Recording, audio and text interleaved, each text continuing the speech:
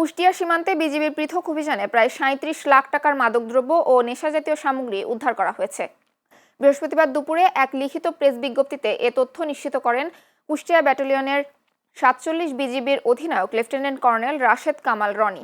বিজ্ঞপ্তিতে বলা হয়, ১৬ এপ্রিল ৪০পাড়া দায়িত্বপূর্ণ এলাকায় অভিযান পরিচালনা করে মালিকবিহীন অবস্থায় ২,৪৪০ পিস সিপ্রোহেপটাডিন ট্যাবলেট, ২,৫৬০ পিস ডেক্সামেথাসোন ট্যাবলেট এবং ৫০০ প্যাকেট বিড়ি উদ্ধার করা হয়। একই তারিখে কাজীপুর এলাকায় অভিযান পরিচালনা করে ২৬ বোতল মদ, ১,০০০ পিস ডেক্সামেথাসোন ট্যাবলেট ও ৫০০ পিস সিপ্রোহেপটাডিন ট্যাবলেট উদ্ধার করা হয়।